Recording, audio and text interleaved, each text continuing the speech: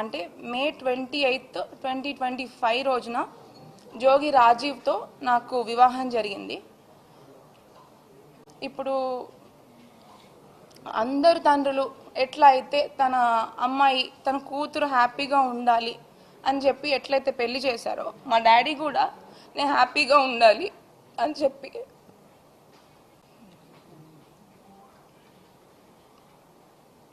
ఎంతో కష్టపడి తన స్తోమతకి మించి కూడా నేను హ్యాపీగా ఉంటాను ఆ ఇంటికి వెళ్తే అని చెప్పేసి జోగి రమేష్ గారి మీద నమ్మకంతో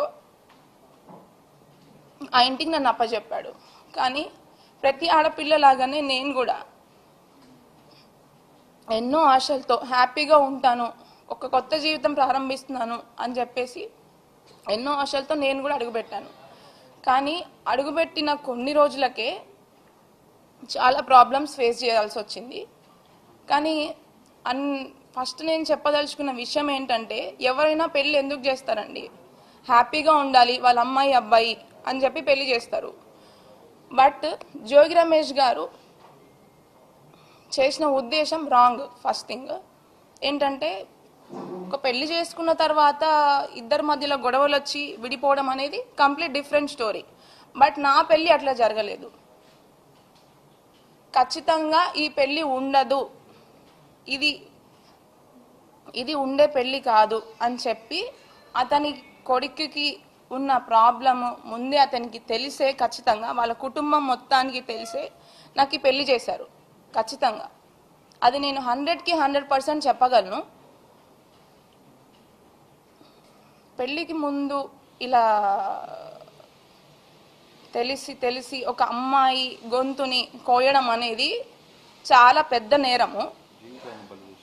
ఇట్లా ఇప్పుడు తనకు కూడా ఒక కూతురు ఉంది, తనకు కూడా ఖచ్చితంగా కూతురు ఉంది.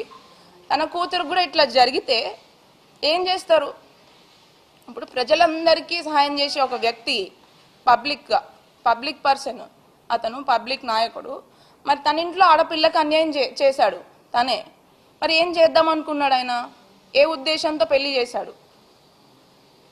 అండ్ నిన్న జరిగిన జోగి రమేష్ గారు జరిగిన ప్రెస్ మీట్లో ఒక విషయం చెప్పాడనమాట. మా ఇద్దరి మధ్యలో మనస్పర్ధలు, గొడవలు రావడం వల్ల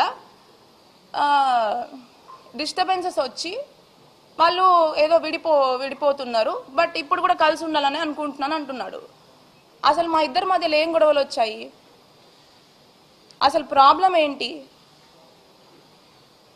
నేను చేసిన తప్పేంటి? అసలు విషయాలని పక్కన పెట్టి పక్కదారి పట్టించడానికి ప్రయత్నించాడు అనమాట. అది క్లియర్గా మీ అందరికీ అర్థమవుతుంది ఖచ్చితంగా. ఇప్పుడు అసలు నిన్న మాట్లాడిన దాంట్లో నాకు అది చాలా, అంటే అసలు నేను ఇవాళ వచ్చి మీ అందరి ముందుకు నేను మాట్లాడాలి, మీడియాలోకి రావాలి అని ఏ ఆడపిల్ల అనుకోదు. బట్ నేను రావాల్సి వచ్చింది. ఎందుకంటే నిన్న జోగి రమేష్ గారు చేసిన కొన్ని వ్యాఖ్యల వల్ల నాకు చాలా, అంటే చాలా బాధ కలిగింది. ఎందుకంటే అతను చేసిన అన్యాయము, వాళ్ళ ఇంట్లో నేను ఎదుర్కొన్న సమస్యలను పక్కన పెట్టి ఆయన సింపతికి ఏం చేద్దాం అనుకున్నారా, లేకపోతే ఇది రాజకీయ కోణంలోకి తీసుకొని వెళ్దాం అనుకుంటున్నారా అనేది నాకు అర్థం కావట్లేదు. బట్ ఉన్న వాస్తవాలేంటో, ఉన్న విషయాలేంటో మీ అందరికీ నేను ముందుగానే ఎఫ్ఐఆర్లో క్లియర్గా పొందుపరిచాను. అవి 100కి 100% వాస్తవాలు. అండ్ దానికి సంబంధించిన ఎవిడెన్స్లు కూడా నేను ప్రతి ఒక్కటి కోర్టు వారికి ప్లస్ పోలీస్ స్టేషన్లో నేను సమర్పించాను. తొందరలోనే ఆ విషయాలకు సంబంధించిన నిజాలు కూడా మీకు తెలుస్తాయి, బయటపడతాయి.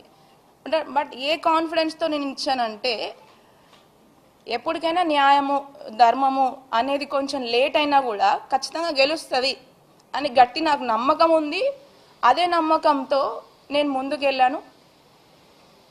నేను ఇంకా కూడా ఎదుర్కొని ఖచ్చితంగా జయించిన తర్వాతనే